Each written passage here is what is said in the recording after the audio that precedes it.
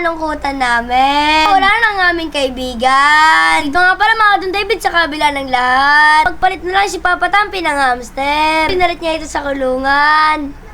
Dito nga pala mga Don David, ngayong araw nga pala lumabas si Papa Tampi. Dito nga pala sinilip niya ang mga hamster. Dito nga pala natutulog sila dito. Dito nga pala sinilip ni Papa Tampi yung isa. Dito nga pala kala ni Papa Tampi nawawala. Dito nga pala mga Don David, nasa likod lang pala ng bahay. Dito nga pala mga Don David, meron di ba yung alagang ganito? Dito nga pala mga Don David, patingin mo ako ng kulay na sa inyo. Dito nga pala binalik na ni Papa Tampi yung bahay. Dito nga pala mga Don David, sobrang cute na hamster ni Papa Tampi. Dito nga pala pumasok na rin si Papa Tampi sa loob. Dito nga pala sisilipin niya yung nandito. Dito nga pala mga Don David, sabi ni Papa Tampi, maraming salamat daw sa pagbili ng isda. Dito nga pala sabi ni Papa Tampi, madami pa daw siyang available. Dito nga pala sinilip ni Papa Tampi yung kanyang crayfish. Dito nga pala mga Don David, nalalaki na. Dito nga pala mga Don David, bawal pa to kainin. Dito nga pala sinilip ni Papa Tampi yung hamster niya na binibreed. Dito nga pala mga Don David, napansin ni Papa Tampi yung hamster niya, ang himbing ng tulog. Dito nga pala inawakan na ito ni Papa Tampi. Dito nga pala ginigising na ni Papa Tampi dahil gano'n nga pala ang mga hamster. Dito nga pala mga Don David, masasarap talaga ang mga tulog nila. Dito nga pala mga Don David, hindi na to nagising. Dito nga pala mga Don David, confirm na wala na ito. Dito nga pala mga Don David, nagukay na si Papa Tampi. Dito nga pala mga Don David, sobrang lalim ng kanyang hukayin. Dito nga pala mga Don David, para hindi mabaho. Dito nga pala mga Don David, sobrang kalungkutan ni Papa Tampi. Dito nga pala kala ni Papa Tampi na makakapag-breed na siya. Dito nga pala mga Don David, namita si Papa Tampi ng rosas. Dito nga pala nilagay niya ito sa tabi niya. Dito nga pala mga Don David, pagkatapos ay nilagyan na ng lupa. Dito nga pala pumitas ulit si Papa Tampi. Dito nga pala ilalagay ito sa ibabaw. Dito nga pala tatawagin na kami ni Papa Tampi. Dito nga pala ang una niyang tinawag ako. Dito nga pala mga Don David, binalita ito sa akin. Dito nga pala sobrang kalungkutan ko rin. Dito nga pala pumitas na rin ako ng rosas. Dito nga pala nilagay ko na rin para sa kanya. Dito nga pala mga Don David, tinawag na din si Tampo. Dahil nga pala paborito yun ni Tampo. Dito nga pala mga Don David, dahil kay Tampo ay gusto niya mag-alaga ng hamster. Dito nga pala ang unang hamster ni Tampo ay galing sa peryahan. Dito nga pala nainggit si Papa Tampi. Dito nga pala magbe-breed daw si Papa Tampi. Subalit sayang naman. Dito nga pala mga Don David, pati si Mama ay nalulungkot na rin. Dito nga pala naisipan ni Papa Tampi umanap ng hamster. Buti na lamang merong kumontak sa kanya. Dito nga pala makikipag-swap daw siya ng hamster niya sa kulungan. Dito nga pala pumayag si Papa Tampi. Dito nga pala buti natago ni Papa Tampi sa luwan ng ibon. Dito nga pala alis na siya. Dito nga pala babiyahe lang siya sa malapit. Dito nga pala nandito na si Papa Tampi. Dito nga pala mga Don David, papakita muna kay Papa Tampi.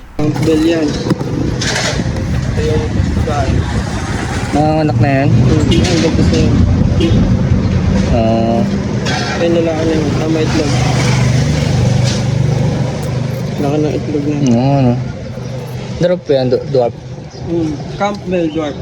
Siya, ito yan. Thank you. Kaya. Thank you din.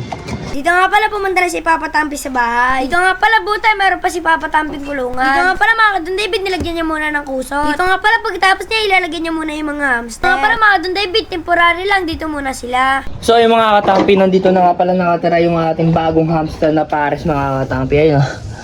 Meron siyang sariling bahay. Ayan guys. Ayan, naka-aquarium siya guys. Yung luma nating aquarium.